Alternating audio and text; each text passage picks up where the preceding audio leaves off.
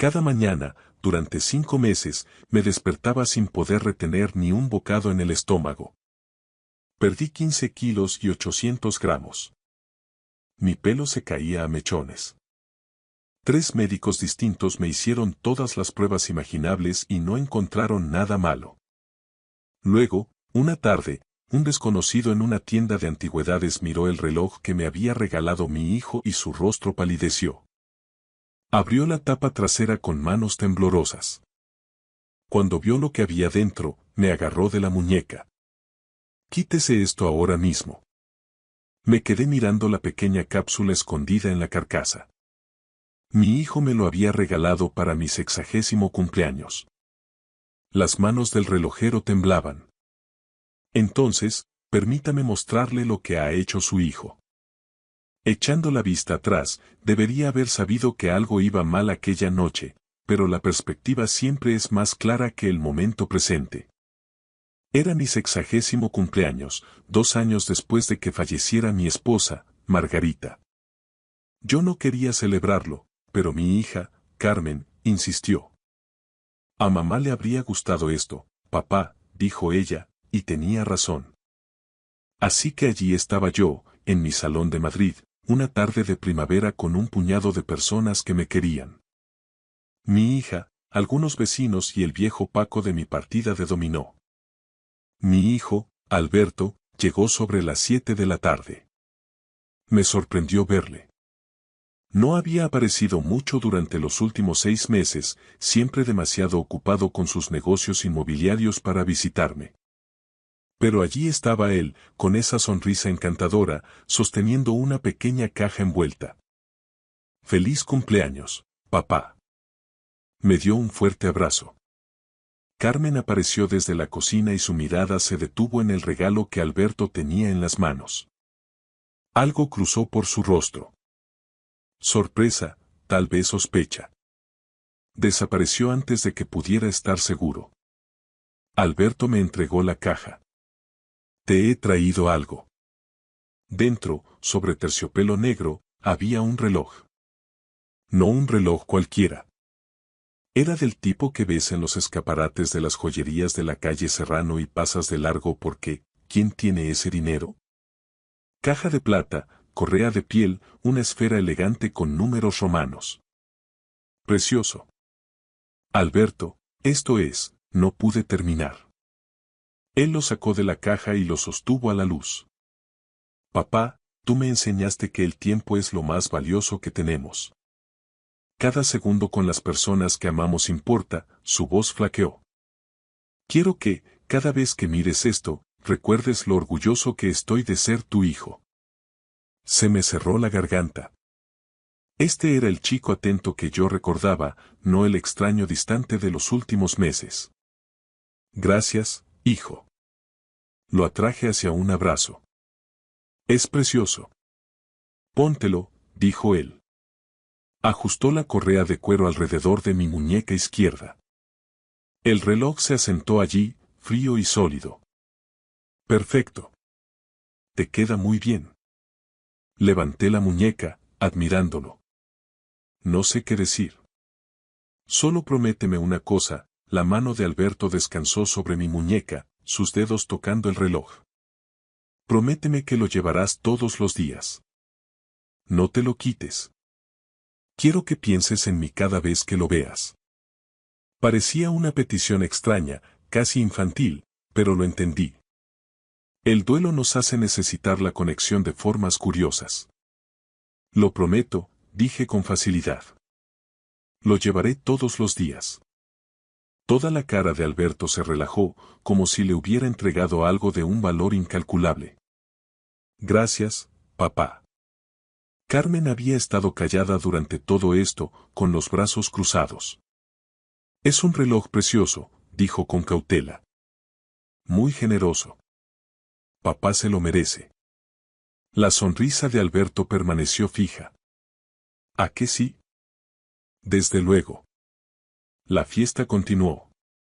Comimos tarta, contamos historias y reímos, pero noté que los ojos de Alberto se desviaban constantemente hacia mi muñeca, comprobando, asegurándose de que el reloj siguiera allí. A las 10 de la noche, todos se habían ido excepto mis hijos. Alberto estaba recogiendo su abrigo cuando se detuvo en la puerta. «Llevas puesto el reloj, ¿verdad?» Levanté la muñeca. «No me lo he quitado». «Bien. No lo hagas». «Vale, manténlo puesto por mí». «Lo haré». «Te lo he prometido». Sonrió aliviado.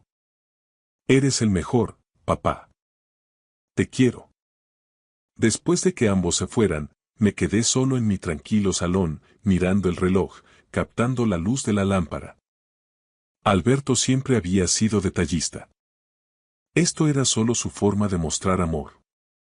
Le prometí que nunca me lo quitaría. Fue la promesa más fácil que jamás había hecho. En aquel entonces, pensaba que solo era un regalo de un hijo cariñoso. No sabía lo que realmente se escondía dentro de esa hermosa carcasa de plata. Una semana después, todo cambió. Me desperté y apenas llegué al baño antes de vomitar. Al principio, supuse que era algo que había comido. Quizá la ensaladilla rusa se había estropeado o había pillado un virus estomacal. Eso ocurre cuando tienes 60 años, tu cuerpo no se recupera como antes. Tomé antiácidos, bebí un poco de infusión de manzanilla y me dije que pasaría. No pasó. Para la segunda semana, sentía náuseas cada mañana. No eran náuseas leves, sino de esas profundas que te provocan un sudor frío. No podía retener el desayuno. Las tostadas me daban arcadas. Incluso el café, mi hábito durante 40 años, de repente sabía mal. Me saltaba las comidas de la mañana, bebiendo agua hasta que la sensación remitía hacia el mediodía. Fue entonces cuando Alberto empezó a llamar. «Hola, papá. Solo quería ver cómo estás». Su voz sonaba cálida y preocupada. Llamaba cada 2 días, luego cada día, a veces 2 veces al día. «Estoy bien», decía yo. «Solo un poco indispuesto». «¿Qué síntomas tienes?» «Náuseas, fatiga, algo más». En aquel momento, me pareció cariñoso. Un hijo preocupado por su padre que envejece. Mirando hacia atrás, veo lo específicas que eran aquellas preguntas, que detalladas, como si estuviera rastreando algo. Y siempre preguntaba. «Sigues llevando el reloj, ¿verdad?» «Por supuesto», respondía yo, mirando mi muñeca. Me había acostumbrado a su peso. No me lo he quitado. Lo prometí. «Bien. Eso está bien, papá». Para la tercera semana, había perdido 3 kilos y 600 gramos. Lo noté cuando mi cinturón necesitó otro agujero. Carmen vino aquel domingo a comer, o al menos lo intentó. Apenas toqué la comida.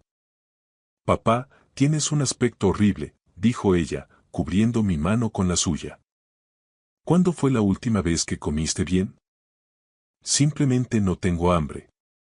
«Esto no es normal», dijo ella, con el miedo asomando en su voz. «Tienes que ver al doctor Portero. Probablemente sea un virus. Durante 3 semanas, por favor». Prometí llamar el lunes.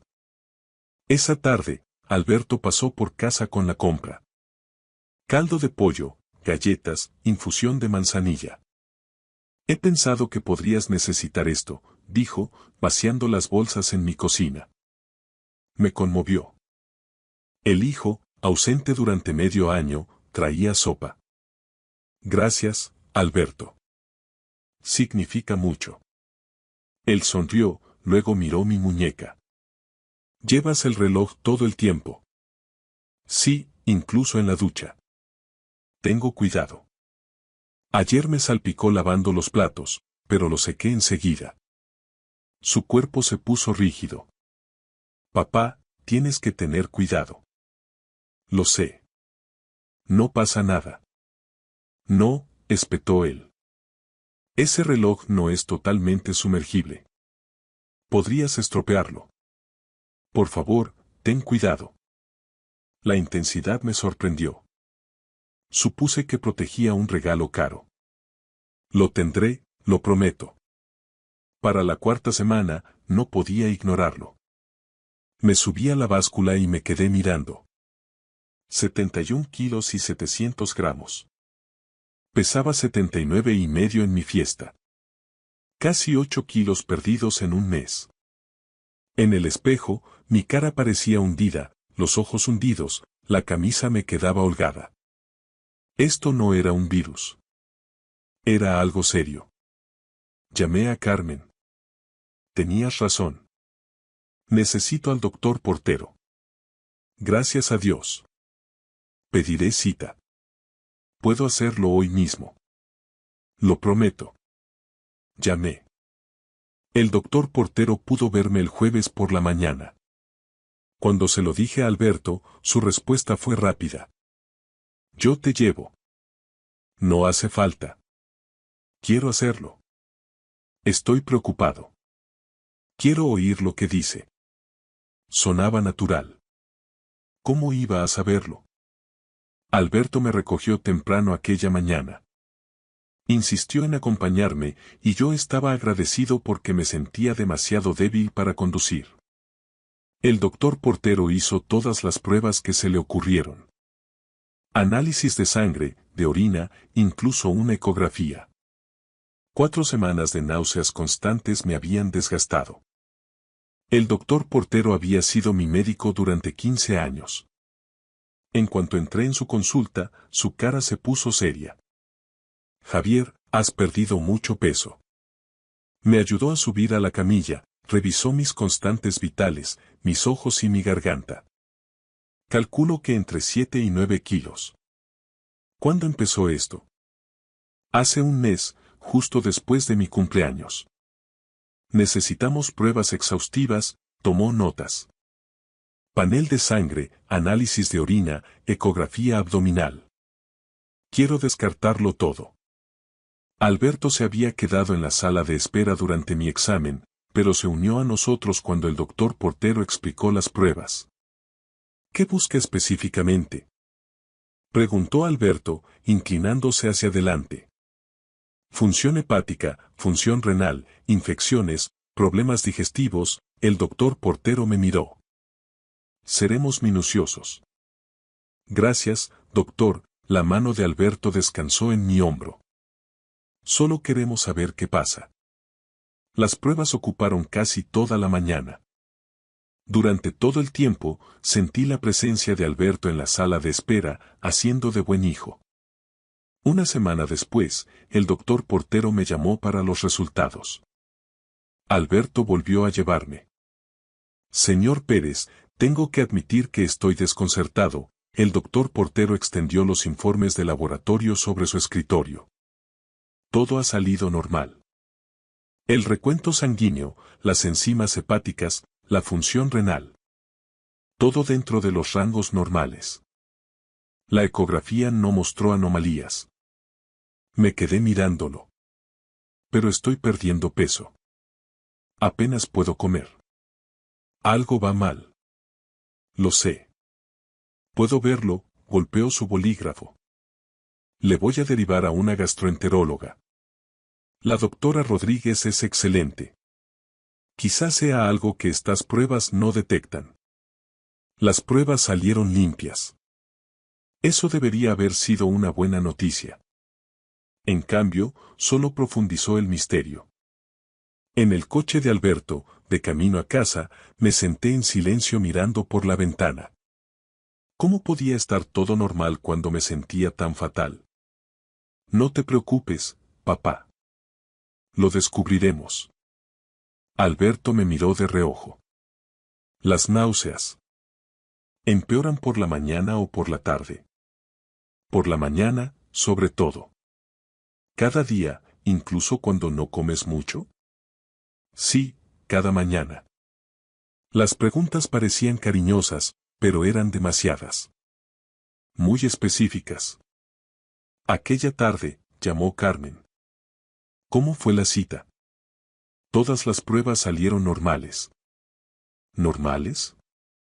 Papá, has perdido 9 kilos. ¿Cómo puede estar todo normal? No lo sé. Me ha derivado a una gastroenteróloga. Hubo una pausa. Papá, necesito preguntarte algo. ¿No te parece raro que Alberto esté de repente tan involucrado? Apenas nos visitó 2 veces en los 6 meses anteriores a tu cumpleaños. Ahora está en cada cita, llamando todos los días. Me puse a la defensiva de inmediato. Carmen, está preocupado por mí. Se está portando como un buen hijo. Lo sé, pero el momento. Mi hija suspiró. ¿No puedes alegrarte de que esté aquí? Se quedó callada. Tienes razón. Lo siento. Tras colgar, me senté solo en mi salón. La casa estaba en silencio, salvo por el tique-taque del reloj de pared. Miré el reloj de mi muñeca, que reflejaba la luz de la lámpara. Pero las palabras de Carmen se quedaron grabadas en mi mente mientras yacía en la cama esa noche, mirando al techo. Alberto no me había visitado más de 2 veces en el medio año previo a mi cumpleaños. Había estado distante, siempre ocupado con el trabajo. Entonces, ¿por qué de repente se comportaba como el hijo del año? Las preguntas que Carmen plantó aquella noche me mantuvieron despierto hasta la mañana, pero el amanecer llegó de todos modos, trayendo una claridad más cruda. Vi mi reflejo en el espejo del baño y apenas reconocí al hombre que me devolvía la mirada. Mi cara parecía hueca, casi esquelética. Las ojeras se habían profundizado hasta parecer moratones, y mi pelo se había debilitado tanto que se veían parches pálidos de cuero cabelludo donde antes había plata espesa. 11 kilos y 300 gramos. Había perdido más de 11 kilos en solo 3 meses. La señora García, la vecina, también lo notó. Estaba recogiendo el correo cuando se acercó, su sonrisa amable se desvaneció al aproximarse. Javier, hijo, ¿te encuentras bien? Pareces. Se detuvo, pero yo sabía lo que quería decir. Parecía enfermo. Muy enfermo. Solo un poco indispuesto, le dije. Los médicos están en ello. Me apretó el brazo antes de volver a entrar, con la preocupación persistiendo en sus ojos. Esa tarde, Carmen pasó por casa. En cuanto me vio, el rostro se le quedó sin color. Papá, susurró. Dios mío, papá. Estoy bien, intenté decir, pero ella ya estaba a mi lado, con las manos en mi cara como si necesitara pruebas de que era real. ¿No estás bien? Mírate. Tu pelo, me tocó la cabeza, suavemente, con lágrimas formándose. ¿Por qué no me dijiste que era tan grave? Antes de que pudiera responder, la voz de Alberto llegó desde la cocina. Hola, papá. He traído la compra. Tengo ese caldo que te gusta. Carmen se giró hacia el sonido y yo la seguí. Alberto estaba desempaquetando bolsas, moviéndose por mi cocina como si le perteneciera. Caldos ecológicos, galletas sencillas, infusión de manzanilla. La imagen perfecta de un hijo devoto. Alberto, dijo Carmen con tensión. ¿Puedo hablar contigo? Él levantó la vista, con la preocupación cuidadosamente dispuesta en su rostro. Claro. ¿Pasa algo?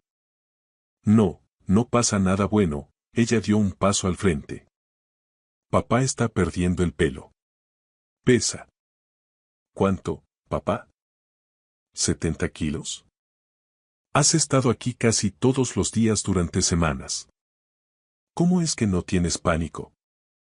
Tengo pánico, respondió Alberto con calma. Por eso estoy aquí. Alguien tiene que cuidar de él. No estabas aquí hace 6 meses. Estoy aquí ahora, Carmen. ¿No es eso lo que importa? Lo es. Sus manos temblaban. Porque es extraño. Apenas llamaste a papá durante medio año y, de repente, estás preparando comidas y haciendo de enfermero. La mandíbula de Alberto se tensó. ¿De verdad vas a hacer esto ahora? Papá está enfermo y está centrando esto en mí. Lo centro en el hecho de que algo va mal.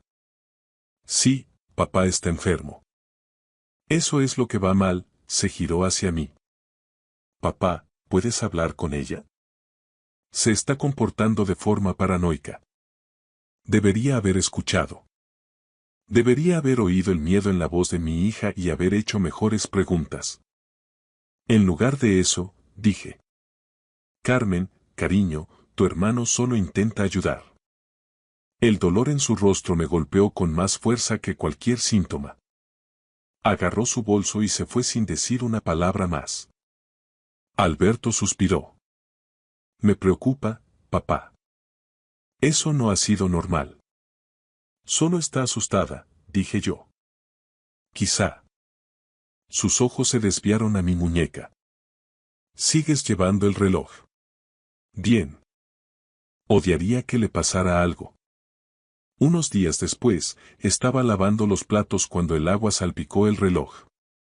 Alberto, que había pasado sin avisar, me agarró la muñeca con tanta fuerza que di un respingo. ¿Le ha entrado agua? Su voz era aguda, casi aterrorizada. Es solo un reloj, Alberto. No es solo un reloj. Es. Se detuvo.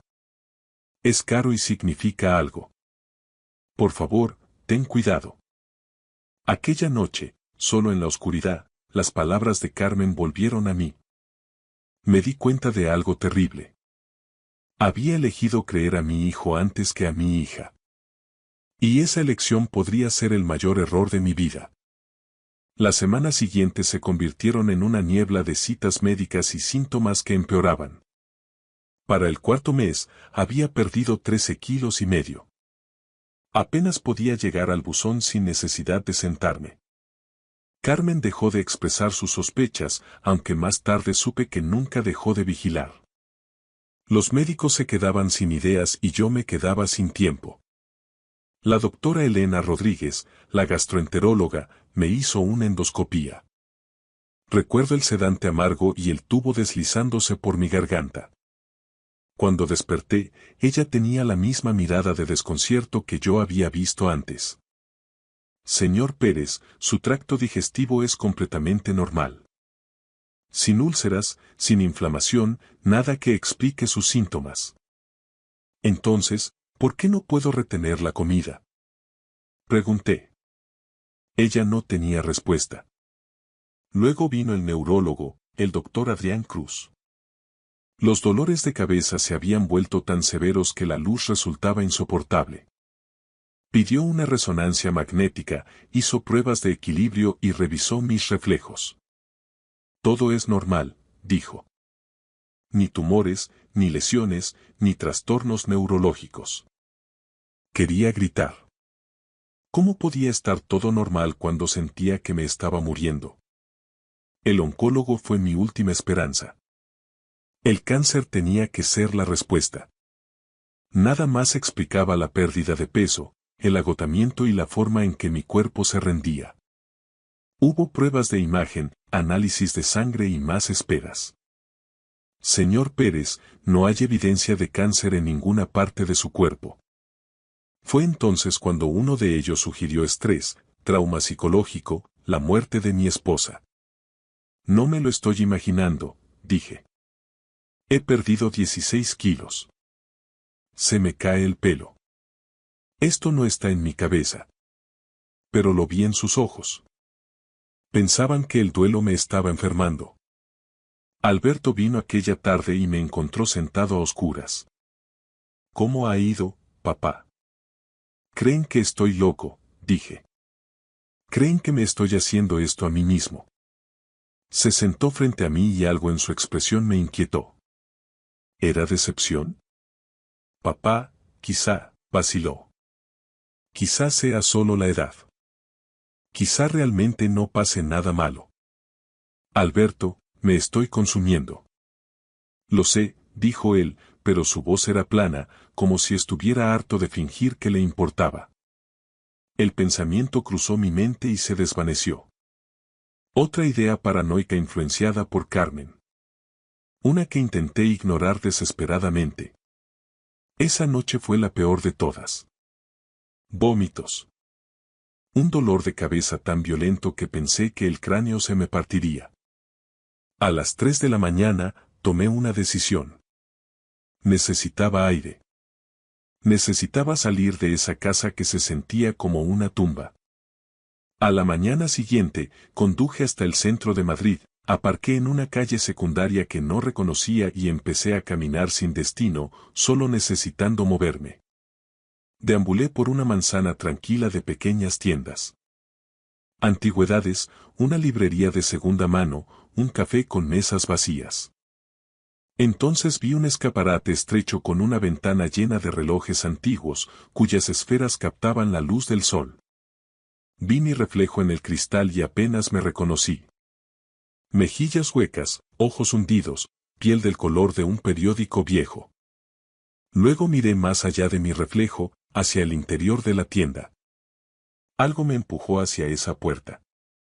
Quizá fueron los relojes recordándome el que llevaba en la muñeca. Quizá fue el azar. O quizá, como he llegado a creer, fue algo superior que me guiaba exactamente a donde necesitaba estar. Empujé la puerta, sin saber que ese paso cambiaría todo lo que vendría después y desentrañaría la verdad que más temía. Un suave timbre sonó sobre mi cabeza. La tienda olía a madera vieja, metal, pulimento e historia. Cientos de piezas de relojería cubrían las paredes, su suave tic-tac creando una extraña paz. Estaba tan débil que tuve que agarrarme a una vitrina solo para mantenerme en pie. Buenas tardes. Bienvenido. Siéntase libre de mirar. Un hombre de avanzada edad emergió de la parte trasera.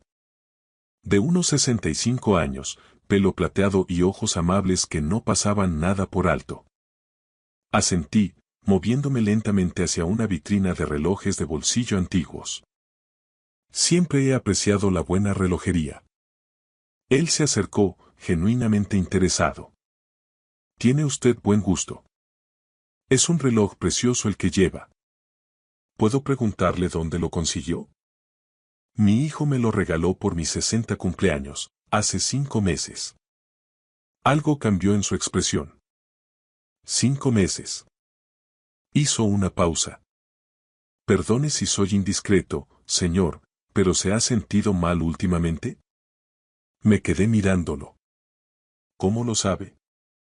Su voz era suave. Llevo 42 años en esto. Noto las cosas. Sus ojos tienen un tinte amarillento. Su piel está muy pálida. Está temblando. ¿Y ese reloj? Se detuvo. ¿Puedo examinarlo solo un momento? Dudé, era la primera vez que realmente me planteaba quitármelo, y luego acepté, desabrochándolo. Mi muñeca se sentía desnuda sin él. Lo examinó con una lupa de joyero, sopesándolo en su palma. El peso no es el adecuado para una pieza de este tamaño.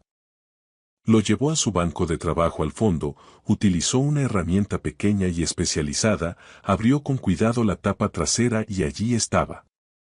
Un compartimento oculto, una diminuta cápsula de vidrio sellada que contenía un líquido transparente. Su rostro se puso grave. Me miró con algo parecido al miedo. Señor, necesito que me escuche con mucha atención. Señaló la cápsula. Este compartimento fue fabricado a medida. Está diseñado para una liberación lenta. Unas perforaciones microscópicas permiten que el vapor escape gradualmente cuando se calienta con el calor corporal. Me miró a los ojos. En 42 años, solo he visto este tipo de modificación unas pocas veces. Nunca para buenos fines. La habitación dio vueltas. ¿Qué está diciendo? Creo que ha estado expuesto a algo dañino, una sustancia tóxica a través de este reloj. Me agarré al borde de su banco. Eso no es posible. ¿Cuánto tiempo hace que está enfermo? 5 meses, desde que empecé a llevarlo. ¿Y los síntomas? Náuseas, pérdida de peso. 15 kilos. Caída del pelo. Los médicos no encuentran nada porque no buscan esto, su voz era firme pero amable. Esto no ha sido un accidente. Alguien modificó este reloj específicamente para hacerle daño. El rostro de Alberto pasó por mi mente. No te lo quites nunca, papá. Promételo. El pánico cuando le salpicó el agua. Las llamadas diarias. Sigues llevándolo, ¿verdad? Su decepción cuando los médicos no encontraban nada. La voz de Carmen meses atrás. Algo no va bien aquí. Mi hijo, susurré, mi propio hijo me dio esto. Francisco, luego sabría su nombre, me miró con tal compasión que algo se rompió dentro de mi alma. Lo siento mucho, pero tiene que entenderlo. Si sigue llevando esto, no sobrevivirá mucho más. Me quedé mirando el reloj abierto sobre su banco, la hermosa caja de plata, la cámara oculta, el arma que mi hijo me había puesto en la muñeca con una sonrisa y un discurso sobre lo precioso que era el tiempo. Las manos de Francisco me sostuvieron cuando mis rodillas empezaron a flaquear. No vuelva a ponerse ese reloj, dijo con firmeza. Y no vaya a casa. Tiene que ir directo a la comisaría de policía ahora mismo. Mis manos temblaban tanto que apenas podía agarrar el mostrador. Francisco me guió a una silla en el taller trasero. Siéntese antes de que se desplome, dijo suavemente. Me trajo agua, pero no pude beberla. Tiene que haber otra explicación, dije. Alberto no lo haría. No podría. Francisco acercó un taburete, sentándose a mi altura. Su voz era amable pero firme. ¿Cuándo empezaron exactamente sus síntomas? Aproximadamente una semana después de mi cumpleaños, después de que me diera el reloj. Y él insistió en que lo llevara constantemente. Recordé. Me hizo prometer que nunca me lo quitaría. Lo comprobaba cada vez que me veía. Mi voz se quebró. Francisco esperó y luego dijo con cuidado. Señor Pérez, tengo que hacerle algunas preguntas difíciles. ¿Tiene activos significativos, seguros de vida? La pregunta me golpeó como agua helada. Sí, tengo una póliza de seguro de vida de 1,5 millones de euros y voy a dejar mi propiedad frente al embalse de San Juan a mis hijos. Vale más de 2 millones. ¿Tiene su hijo problemas financieros? La cara de Alberto volvió a mi mente.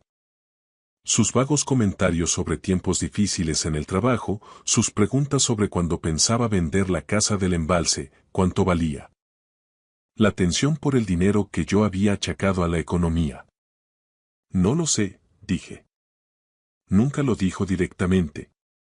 ¿Cuándo se actualizó por última vez la póliza del seguro? No la he mirado en años. Señor Pérez, modificaciones como estas son caras, dijo Francisco. Trabajo a medida, trabajo ilegal. Eso significa planificación, desesperación. La habitación se inclinó. Oh, Dios. Planeó esto durante meses. Mi propio hijo. La mano de Francisco descansó firme en mi hombro. Sé que esto es devastador, pero tiene que actuar ya. Cada día que llevó ese reloj, más de esa sustancia entró en su sistema. Necesita atención médica y protección. Escribió su información de contacto. Testificaré sobre lo que he encontrado. Ayudaré en lo que pueda, pero ahora mismo necesitamos llevarle a un lugar seguro. No puedo ir a casa, dije. Si sabe que lo he descubierto. Yo mismo le llevaré a la comisaría. Algo se rompió dentro de mí en ese momento. No solo por lo que Alberto había hecho, sino por lo que significaba. El discurso de cumpleaños sobre el tiempo precioso. Las llamadas fingiendo interés. Las visitas con sopa y preocupación. Todo había sido una actuación. Todo había sido para vigilar si me estaba muriendo lo suficientemente rápido. Yo lo crié, susurré. Le enseñé lo que estaba bien y lo que estaba mal. Se lo di todo. ¿Cómo pudo mi hijo hacerme esto? Los ojos de Francisco estaban húmedos. No tengo esa respuesta. Lo siento mucho. Cerró la tienda y me llevó a su coche. Mientras íbamos hacia la comisaría de la Policía Nacional, miré mi teléfono. 3 llamadas perdidas de Alberto. Me quedé mirando su nombre, la foto del último verano, su brazo sobre mis hombros, ambos sonriendo, sabiendo que nunca volvería a verle de la misma manera. Caminamos por las puertas de la comisaría. El agente de guardia me miró, pálido, temblando, apenas manteniéndome en pie, y llamó a un inspector de inmediato. La inspectora Sandra Mínguez me recibió en una sala de entrevistas 10 minutos después. Escuchó toda mi historia sin interrumpir. Luego dijo 6 palabras. Le creemos, señor Pérez. Después de 5 meses de médicos que no creían que pasara nada, esas palabras casi me hicieron llorar. Manejó el reloj como la prueba que era y llamó a forenses. Trato esto como tentativa de homicidio. Necesito que analicen esto esta noche. Señor Pérez, le llevamos al hospital. Necesitamos muestras de sangre, de cabello. Pruebas de a que ha estado expuesto. ¿Y mi hijo? Si se entera. No contacte con él. Lo gestionaremos con cuidado. ¿Dónde puede quedarse que sea seguro? Con mi hija, Carmen. Mínguez llamó a Carmen, le explicó la situación.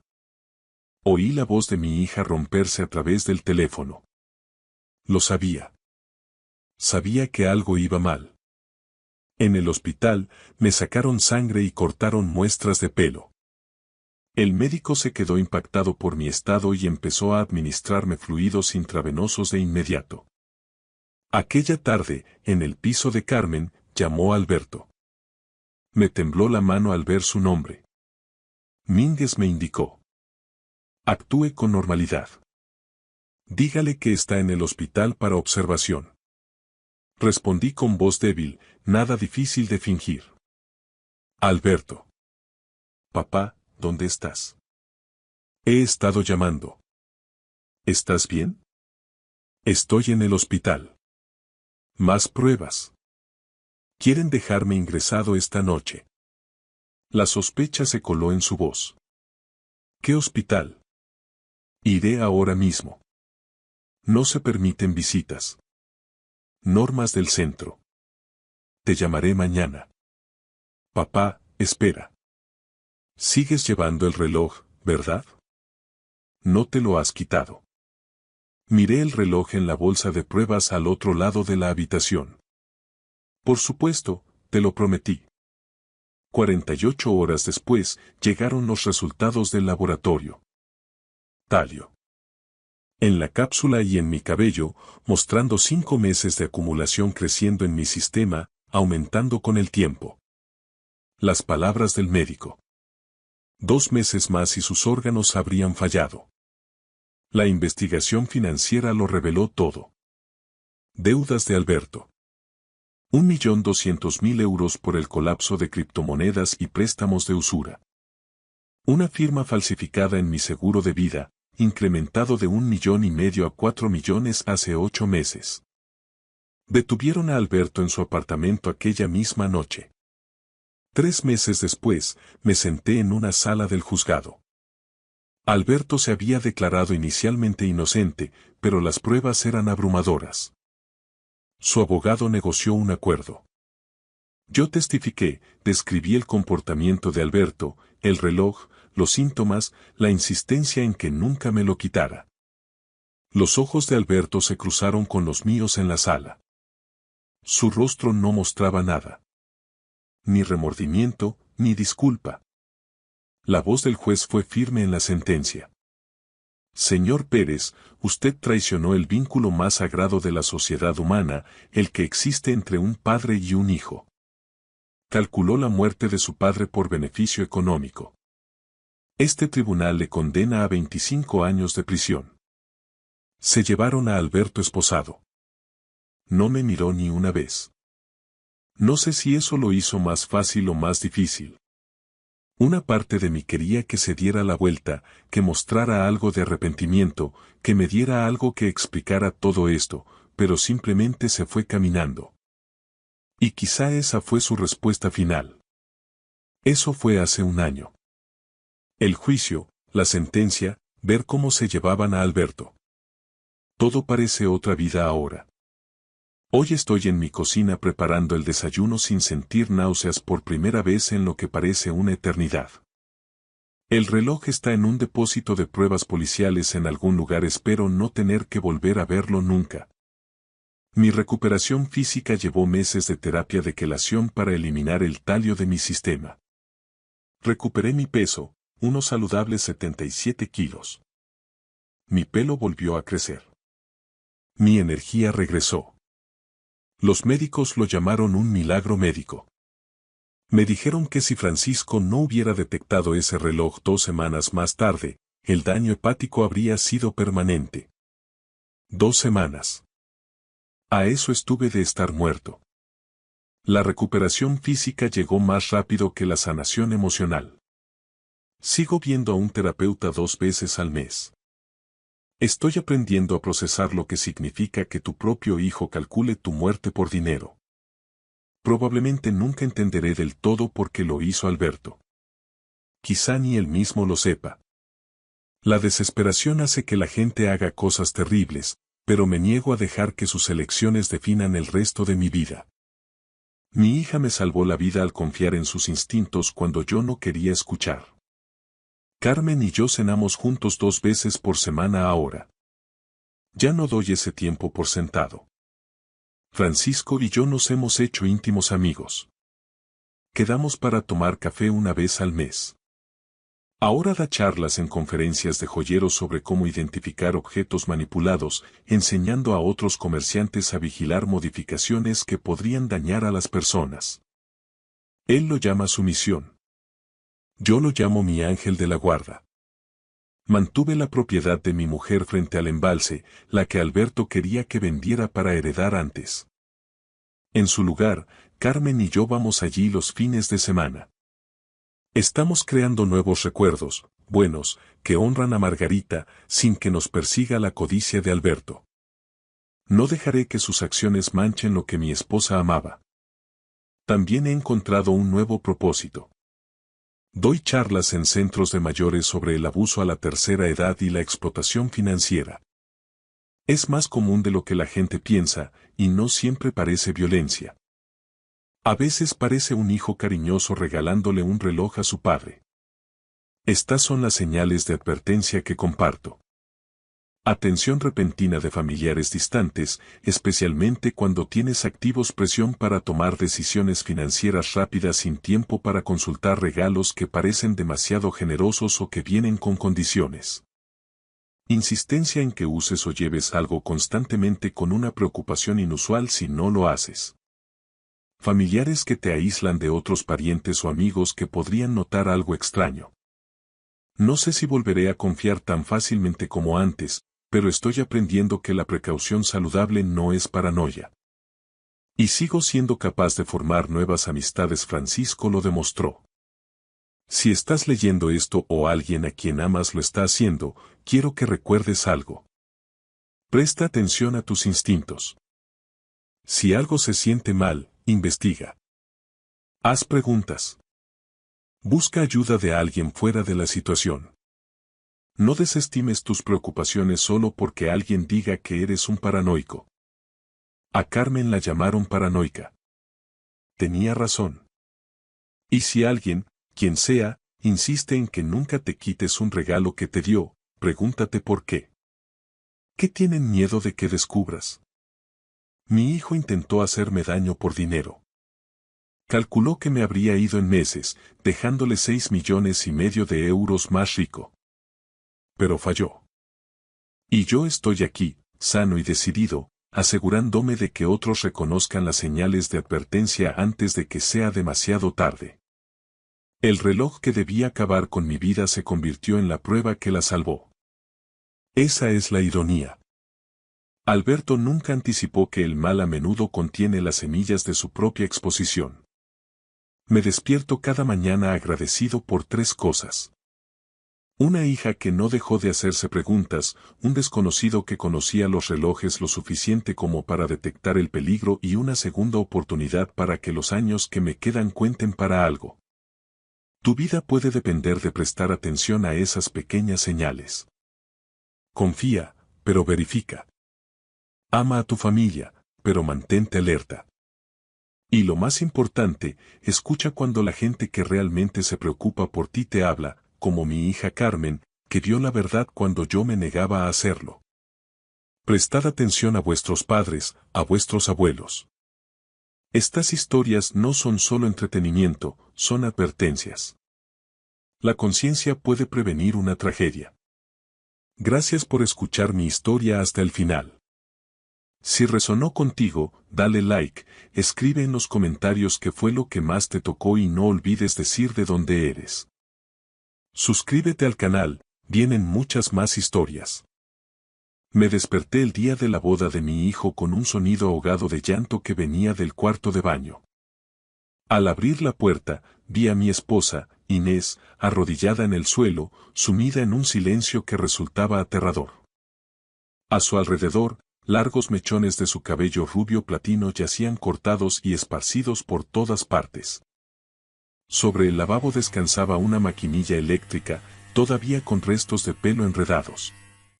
Junto a ella, había una nota escrita a mano con torpeza. Mamá parece demasiado mayor. Le he ayudado a parecer más joven para el video de la boda. En ese instante, comprendí algo con total claridad. Aquello no era una boda. Era una puesta en escena, un espectáculo para redes sociales. Cuento esto no por llamar la atención, sino para que la verdad se escuche de principio a fin. Aquella mañana en nuestra finca cerca de Marbella no empezó con bendiciones. Empezó conmigo arrodillado junto a mi esposa sobre el frío mármol del baño, rodeado de los restos de su identidad. Me quedé helado unos segundos, luego me puse al nivel de Inés. Ella no gritaba. Sus manos temblaban mientras palpaban su cabeza lisa y desnuda, como si todavía no pudiera creer que lo ocurrido fuera real. Ese cabello la había acompañado durante más de 30 años. Desde los días en que éramos una pareja humilde en Sevilla, desde las madrugadas en las que ella ayudaba a cruzar a sus alumnos en el colegio donde trabajaba. Desde el día en que su madre falleció y ella juró que nunca más se cortaría el pelo, como una forma de aferrarse al último recuerdo que le quedaba. El suelo estaba helado. Los hilos platinos se pegaban a mis zapatillas y a mi pijama. Recogí la maquinilla. Aún estaba caliente. Fue entonces cuando supe que acababa de pasar. No fue un accidente. No fue un error. Lo siento, susurró Inés tan suavemente que parecía temer que la habitación se hiciera añicos. Quizás. Quizás de verdad soy vieja. Esa frase me dolió más que la imagen que tenía delante. No por el pelo perdido, sino porque ella se culpaba a sí misma por la crueldad de otra persona. Puse mi mano sobre su hombro y sentí la tensión que contenía. No dije nada. Sabía que, si abría la boca, no podría controlar mi voz. Miré a mi alrededor. Todo estaba demasiado ordenado. Las toallas dobladas con cuidado. La ventana abierta en el ángulo de siempre. Aquello no parecía el caos tras un incidente fortuito, parecía algo planificado. En el tocador, junto a la nota, había un móvil boca abajo. Le di la vuelta. La pantalla se iluminó. La aplicación de transmisión en vivo seguía abierta. El icono indicaba que el directo había terminado hacía menos de 10 minutos. Lo comprendí antes de tener tiempo para procesarlo. Valeria no solo había rapado a mi mujer. Lo había grabado todo. Revisé rápidamente. En la lista de dispositivos conectados, una pequeña cámara seguía activa. Seguí el cable de alimentación oculto tras una caja de pañuelos. Una cámara diminuta colocada en el ángulo exacto para captar el rostro de Inés mientras se miraba al espejo. Nada fue impulsivo. todo era un guión. Inés me miró con pánico en los ojos al ver la cámara en mi mano. Javier, no pueden. Empezó a decir. No respondí. Quité la batería y guardé la cámara en mi bolsillo. Luego me levanté y eché la llave del baño desde dentro, como si eso pudiera hacerla sentir un poco más segura. Fuera, la mansión frente a la Costa del Sol despertaba lentamente. El personal de catering se movía en silencio por los pasillos. El olor a azahar y flores frescas llenaba el aire. Una mañana perfecta para una boda cuidadosamente coreografiada. Ayudé a Inés a levantarse, la llevé a la cama y la envolví en el albornoz más grueso que teníamos. No tienes que salir ahora mismo, le dije despacio. Déjame encargarme de esto. Ella asintió, pero su mano seguía apretando la mía con fuerza, como si soltarme fuera a hacer que todo se derrumbara de nuevo. Salí al pasillo y cerré la puerta del dormitorio tras de mí. Al cerrarse, la oí empezar a llorar. No era un llanto fuerte, pero fue suficiente para que yo supiera una cosa. Hay heridas que no necesitan sangre para dejar marcas de por vida. Caminé por el pasillo hacia la suite de los novios. Cada paso pesaba más que el anterior. La rabia de antes había desaparecido. En su lugar, había una frialdad familiar.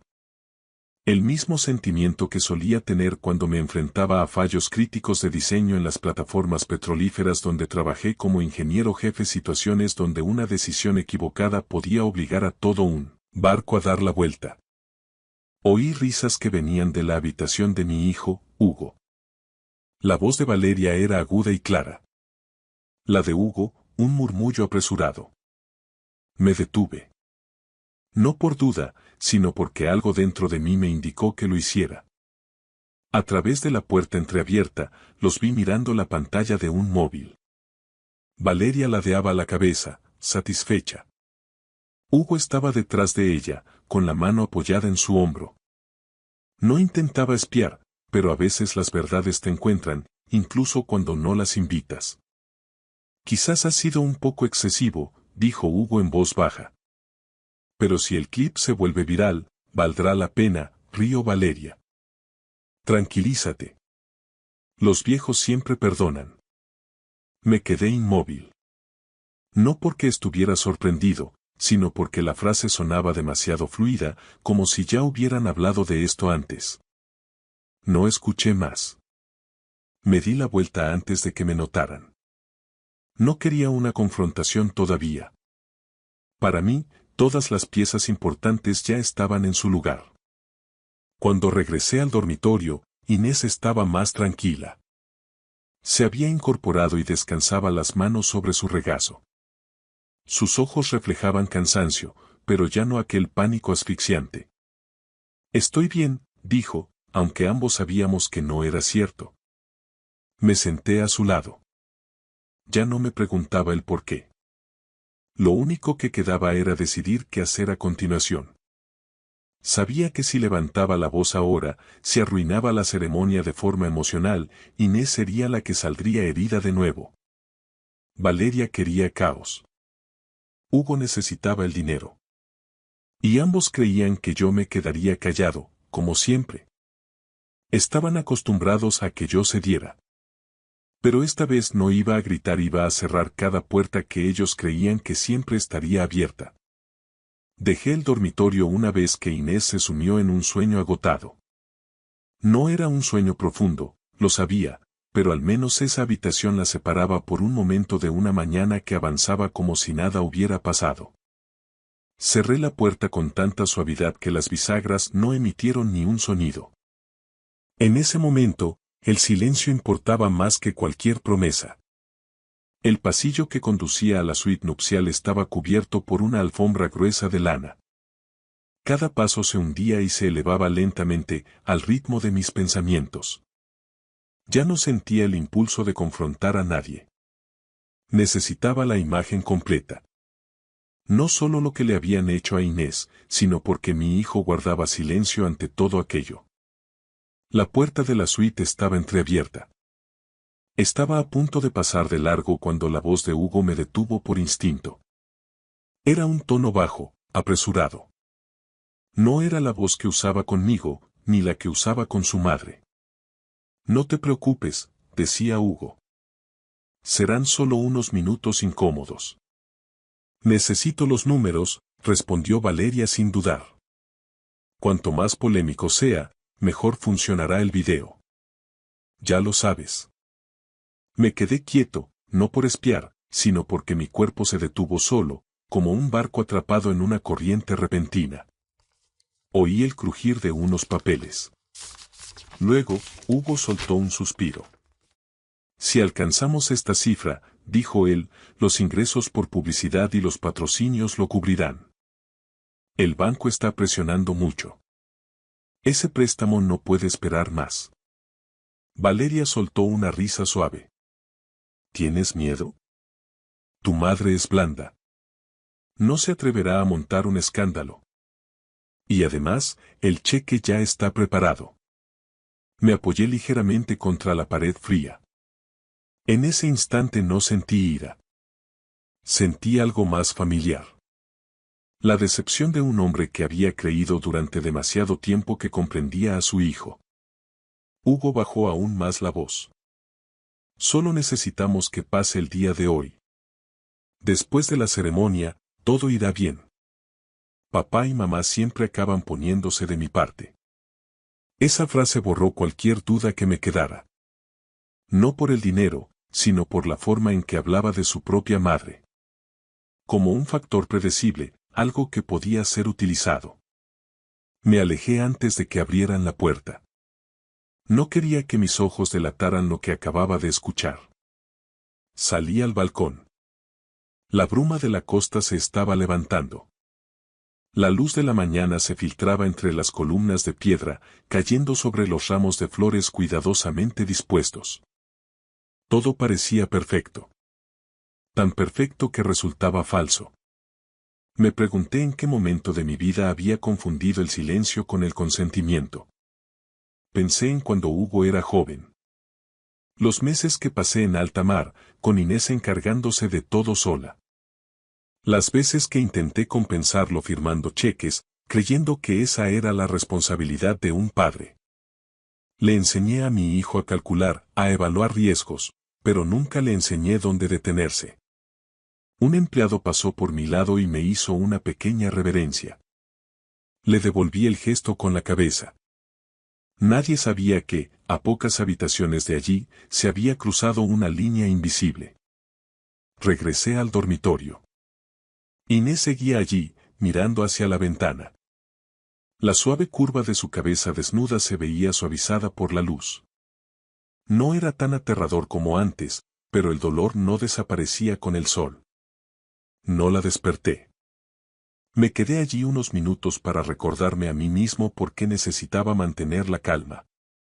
En mi bolsillo, la pequeña cámara seguía allí. La saqué y la puse sobre la mesa. Un objeto tan pequeño, y sin embargo suficiente para exponer toda una mentalidad. No necesité encenderla de nuevo. Lo que había oído era suficiente para saber que esto no fue un descuido. Fue una decisión sopesada y aceptada por mi propio hijo. Salí de la habitación otra vez, esta vez con una intención clara.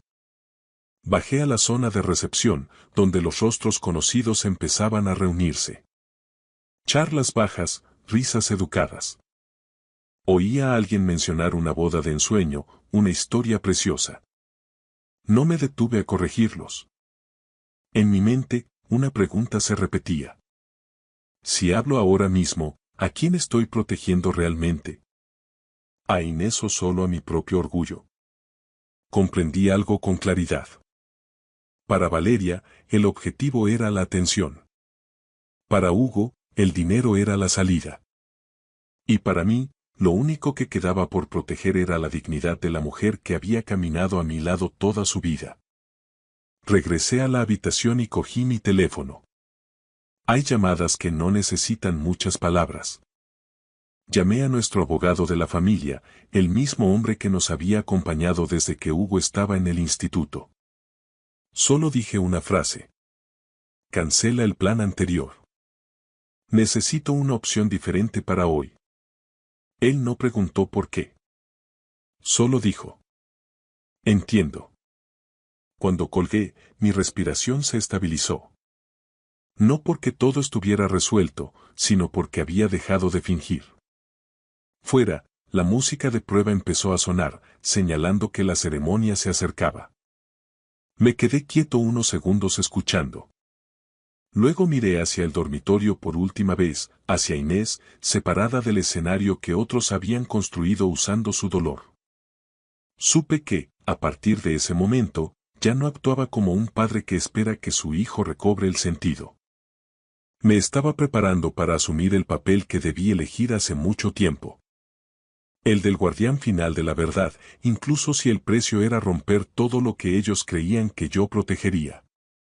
Guardé el teléfono en el bolsillo y me quedé inmóvil un largo momento, no por duda, sino para recomponerme.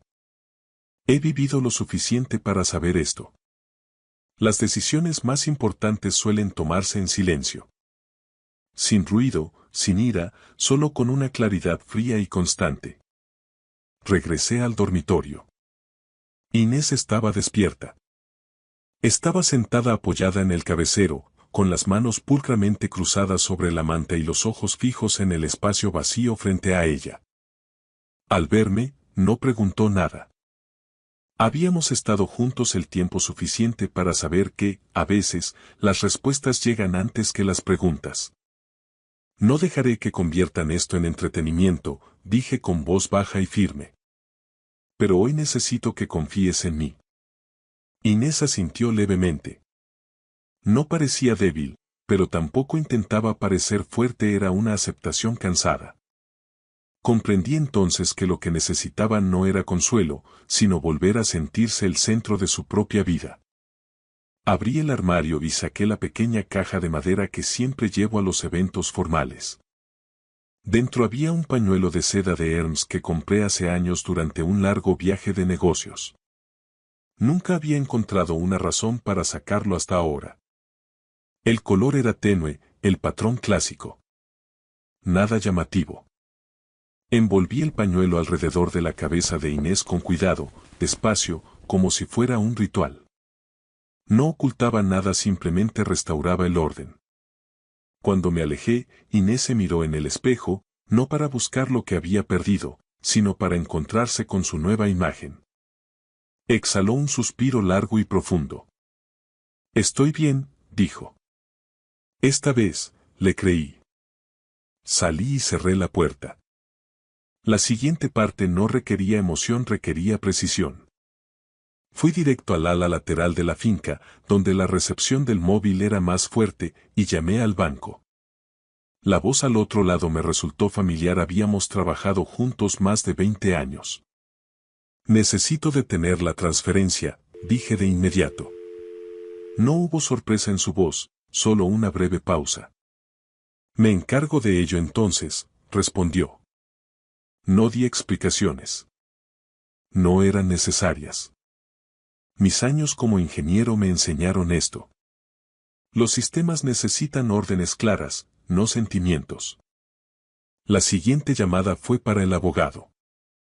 Esta vez hablé más despacio, con más cuidado, no porque dudara de él, sino porque este era un paso que no podía permitirme fallar. Le pedí que redactara un nuevo acuerdo. Todo el dinero destinado como regalo de boda se colocaría en un fideicomiso a nombre de Inés. Sin propiedad conjunta, sin cláusulas abiertas, con un solo controlador, y no sería yo. Cuando terminé la llamada, miré el reloj. Faltaban menos de 2 horas para la ceremonia. Tiempo suficiente para terminar lo que importaba, pero no para cambiar la naturaleza de las personas al otro lado. Mientras caminaba de regreso, sentí que la atmósfera en la mansión había cambiado. No era solo el ajetreo previo a la ceremonia, sino una energía extraña y ansiosa. Noté rostros desconocidos con equipos de grabación apostados en las esquinas del salón. Sus ojos no buscaban nada sagrado, esperaban momentos que capturar. Comprendí que Valeria no estaba esperando a la ceremonia para llamar la atención, estaba convirtiendo todo el día en un plató. Un técnico pasó por mi lado y se le cayó la acreditación. Me agaché y la recogí por él. No tenía el logo de la empresa de eventos, era el nombre de un canal de medios online. Se la devolví sin decir palabra. Otra pieza encajaba silenciosamente en su lugar. Salí al balcón y miré hacia el jardín. Cámaras ocultas tras grandes maceteros, cables recorriendo los senderos cubiertos por alfombras. Todo legal, permitido y aprobado por los novios. Nadie le preguntó a Inés. Volví al dormitorio para advertirle que, una vez que saliéramos, habría muchos ojos puestos en ella. Inés escuchó sin cambiar su expresión. Solo hizo una pregunta. ¿Estás seguro? Asentí. Nunca he estado más seguro. Salimos juntos, sin prisas, sin evitar nada. Sentí el peso de las miradas a nuestro alrededor, la curiosidad contenida bajo la superficie. El pañuelo de seda en la cabeza de Inés no la hacía parecer más pequeña, al contrario, hacía que el silencio en torno a nosotros fuera más pesado. Valeria estaba al fondo del pasillo, móvil en mano, hablando a una cámara. Al vernos, se quedó helada un breve instante y luego sonrió. Una sonrisa profesional, muy practicada. Hugo estaba a su lado. Sus ojos se dirigieron hacia Inés y luego se desviaron. Sin sorpresa, sin remordimiento, solo una tensión mal oculta. No los saludé. No los acusé. Simplemente guié a Inés a la primera fila, donde debería haber estado desde el principio como madre del novio. Al sentarnos, la música de prueba sonó de nuevo. Se ajustaron las luces. Todo estaba listo para la ceremonia que ellos creían tener bajo control. No sabían que, en silencio, las puertas financieras ya se habían cerrado. No sabían que las imágenes que planeaban vender para ganar notoriedad estaban a punto de ser colocadas en un contexto muy diferente. Me senté erguido, con las manos apoyadas en las rodillas, mirando hacia el pasillo, no como un padre que está allí para dar bendiciones, sino como un hombre que ha preparado la única arma que necesita. La verdad, en el momento justo e imposible de revertir. La ceremonia comenzó puntualmente. La música sonaba al nivel adecuado, ni muy formal ni muy alta. La bruma sobre la bahía se había disipado por completo, revelando un mar tan quieto como un espejo. Sentado al lado de Inés, sentía su respiración lenta y acompasada, como si se recordara a sí misma que seguía allí, al mando de su cuerpo y de su propia historia. Valeria entró por el pasillo entre aplausos programados. Caminaba despacio, girándose sutilmente para que las cámaras captaran cada ángulo. Hugo la seguía, ajustándose la corbata. Su mirada pasó fugazmente por la primera fila y se detuvo un segundo en Inés. No vi confusión en él, solo un cálculo que aún seguía procesando. El oficiante pronunció las palabras de rigor sobre el amor y los nuevos comienzos. Yo las oía, pero no las retenía, cada frase pasaba como un ruido de fondo ante algo que estaba por llegar. Vi a Valeria mirar hacia el equipo de grabación y hacer una señal discreta. Los objetivos se ajustaron y las luces cambiaron de tono. Cuando llegó el momento de los regalos y los discursos, Valeria dio un paso al frente. Sostuvo su teléfono, sonriendo a los millones de personas que observaban al otro lado de la pantalla. Conocía esa sonrisa. Estaba diseñada para no conmover a nadie directamente, pero para atrapar a todo el mundo. Gracias a todos por estar aquí, dijo Valeria, con voz clara y ligera. Hoy no es solo el día de nuestra boda. Es un momento especial para nuestra familia. Se giró hacia mí con ojos expectantes. Hugo se puso a su lado, inclinándose ligeramente en mi dirección, como un recordatorio mudo. Me puse en pie. En ese momento, el aire de la sala cambió, no porque yo hablara, sino porque no lo hice. El silencio se prolongó más allá de la cortesía. Sentí cientos de ojos clavados en mí. Inés me tomó de la mano con suavidad, no para detenerme, sino para confirmar que seguía allí. Seré breve, dije ante el micrófono, sin que mi voz temblara. Hoy me han pedido que entregue un regalo. La sonrisa de Valeria se ensanchó y ladeó el teléfono para encuadrar la toma. Hugo exhaló, como si todo estuviera siguiendo el guión. Sin embargo, continué, antes de hacerlo, creo que todos los presentes y quienes nos ven por internet deberían saber qué es lo que ese regalo está pagando realmente. Un murmullo recorrió la sala. Hice una señal a los técnicos. Las luces del escenario se atenuaron y la pantalla que teníamos detrás se iluminó. No la miré de inmediato, miré primero a Inés. Ella asintió levemente, lo suficiente para que yo siguiera adelante. Apareció el primer clip. Sin música, sin ediciones dramáticas, solo las imágenes crudas de la pequeña cámara del dormitorio. El momento en que la puerta se abría, una sombra entrando, el sonido de la maquinilla encendiéndose. Sucedió rápido, con frialdad, sin explicaciones. No las necesitaba. En la sala, algunos invitados apartaron la vista, otros se taparon la boca. En la pantalla del móvil de Valeria, los comentarios caían tan rápido que era imposible leerlos. Su sonrisa se congeló, pero su mano seguía sosteniendo el teléfono con firmeza. No dije nada, dejé que las imágenes hicieran el trabajo. La pantalla cambió y se reprodujo la siguiente grabación. Esta vez no había video, solo audio. La voz de Hugo, dolorosamente familiar. Si el clip se vuelve viral, valdrá la pena. Mi madre siempre es blanda. El cheque ya está preparado. No hicieron falta nombres ni más explicaciones. Esas palabras encontraron su lugar por sí solas. Hugo dio medio paso al frente y se detuvo. Valeria se volvió hacia mí, abriendo los labios como para hablar, pero no salieron palabras. Las cámaras, que antes eran sus aliadas, se volvieron contra ellos. No hubo una orden, solo el cambio natural de atención cuando la verdad sale a la luz.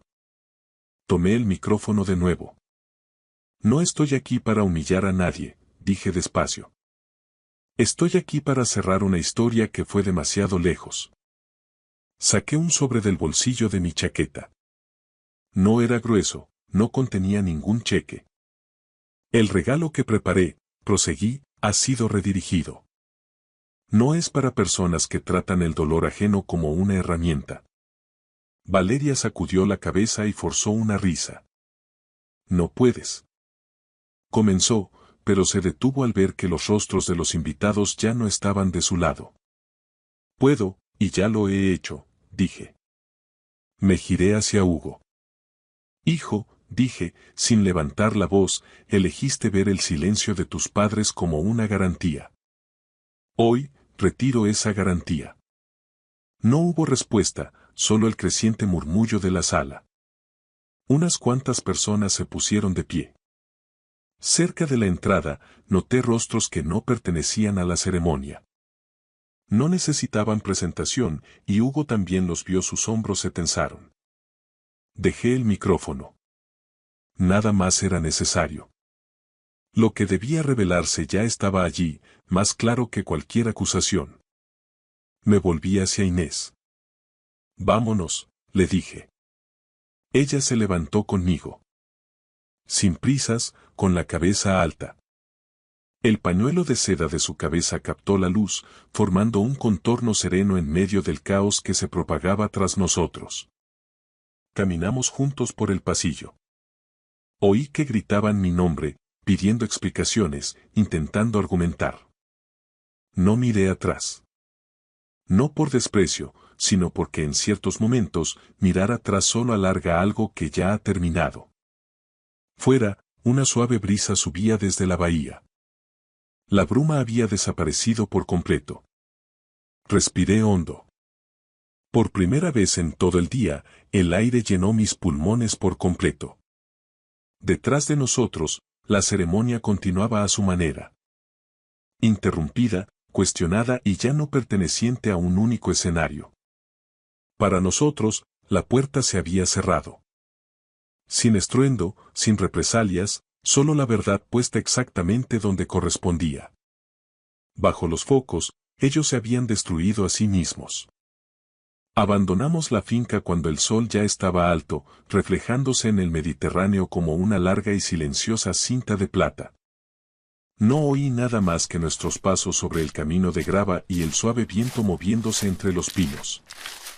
Detrás de nosotros, la ceremonia seguía allí, con preguntas sin respuesta y miradas que cambiaban de bando. No necesitaba saber cómo terminaba aquello. Para mí, el momento en que cruzamos esa puerta ya era un punto final. En el coche, Inés se sentó en silencio mirando por la ventanilla. No le pregunté cómo se sentía. He aprendido que algunas emociones necesitan tiempo para ordenarse por sí mismas antes de ser nombradas. Simplemente puse mi mano sobre la suya, con la firmeza suficiente para que supiera que yo seguía allí. Cuando llegamos a casa, preparé un té. Un viejo hábito, algo sencillo. Inés se quitó el pañuelo de seda y lo dobló con cuidado sobre la mesa. Se miró en el espejo del salón más tiempo de lo habitual. Yo me quedé detrás de ella, sin invadir su imagen. Cuando se dio la vuelta, sus ojos ya no estaban perdidos. No estaba feliz, pero se la veía firme. No pensaba que me sentiría tan ligera, dijo después de un momento. No era una explicación, solo un reconocimiento. Los días que siguieron pasaron despacio. No hubo llamadas pidiendo perdón. Ni explicaciones convincentes. No esperaba ninguna. Pasé el tiempo paseando con Inés por nuestro barrio, donde los árboles empezaban a cambiar de color. Ella empezó a salir sin sombrero, no porque se le olvidara, sino porque ya no sentía la necesidad de esconderse. Una tarde, mientras estábamos sentados en un banco frente al mar, Inés dijo: «No quiero que esta historia termine en silencio». Comprendí lo que quería decir. No se trataba de contárselo al mundo por espectáculo, sino de hacer algo para que no le pasara a otra persona. Empezamos a investigar el tema. Con calma, sin prisas, hablé con personas que trabajaban en servicios sociales. Inés habló con antiguos colegas del colegio. Escuchamos más de lo que hablamos. Algunas historias eran más duras que la nuestra, pero todas tenían algo en común. El silencio se alargaba demasiado por miedo a romper la familia. Un año después, en una pequeña casa cerca del centro de la ciudad, abrimos un centro de apoyo para personas mayores que habían sido maltratadas dentro de sus propias familias. Sin grandes carteles ni inauguraciones pomposas, solo una puerta abierta durante el día, una mesa con té y sillas lo suficientemente cómodas para que la gente se sentara y dijera lo que había guardado dentro durante demasiado tiempo. Inés dejó que su pelo creciera de forma natural. Se lo cortó corto y pulcro. El nuevo estilo la hacía ver diferente, pero no extraña. Parecía una versión de sí misma que ya no pedía permiso. Cuando alguien la miraba con curiosidad, ella simplemente sonreía. Sin explicaciones, sin defensas. Ya no sigo la vida de Hugo y Valeria. No por amargura, sino porque entiendo mis límites. Algunas puertas, cuando se cierran en el momento adecuado, no necesitan ser vigiladas desde fuera. Una tarde, cuando el centro estaba tranquilo, Inés me preguntó: ¿te arrepientes? Pensé un momento. No, dije. Solo desearía haberlo hecho antes. Me dirijo ahora no al objetivo de una cámara, sino al de la memoria. Si alguien está escuchando esta historia, quiero que entienda una cosa sencilla.